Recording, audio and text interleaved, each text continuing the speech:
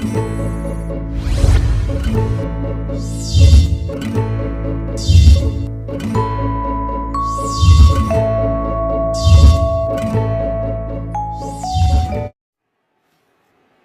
عليكم حبايبي، شلونكم؟ شلون صحتكم؟ وياكم منتظر من قناة جني مثال للمعلومات. اليوم حبيت أقدم لكم طريقة تأكيد لحساب فيسبوك بطريقة جديدة بعد ما انسدت الطرق القديمة اللي هي تأكيد عن طريق الاسم أو تأكيد عن طريق مستند التعريف. اليوم يانا تأكيد الحساب عن طريق الصورة الملغمة اللي هي نعطل الحساب البداية النوب ونرجع نفتحه. قبل لا نبدي الشرح حبايبي أحب أنوه على شغله.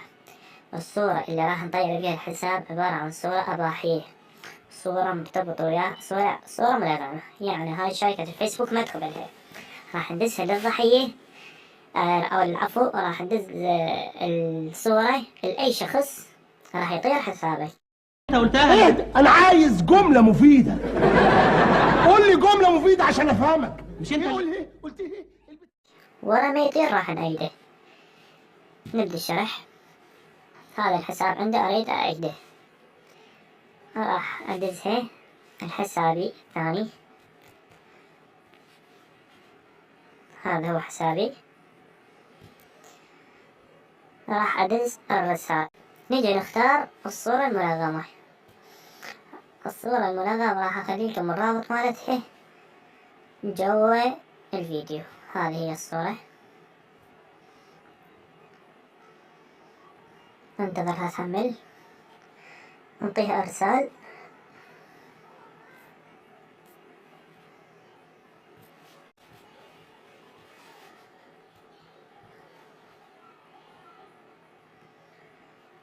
مثل ما تشوفون حبايبي دزيت الصورة قال لي فشل، سويت رفرش العفو للرابط، سجل خروج من وحدة. هسه راح أرجع أسجل دخول، راح يقول لي تم تعطيل حسابك لأنه غير مؤهل. راح أوقف الفيديو قبل ما أسجل دخول. من سجل الدخول حبايبي طلع لي تم تعطيل حسابك. نعطيه مركز المساعدة، نختار مركز المساعدة، الاتصال بنا. هاي حبايبي ندخل عليها، طلع عنا حبايبي هاي. نيجي هنا نخلي الايميل مالتك.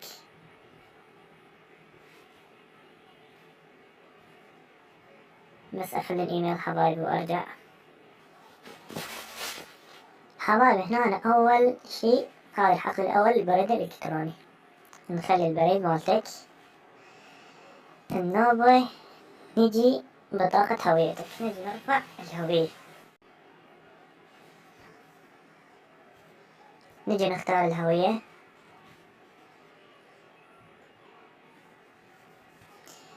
النوبة خلي رسالة، هاي الرسالة راح اخليكم وياها جوا الفيديو. هاي الرسالة حبايبي،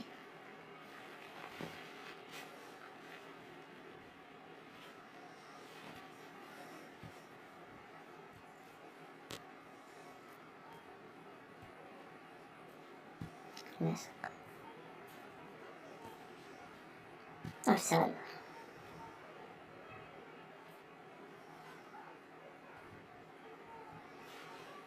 ننتظرها شوية ترسل.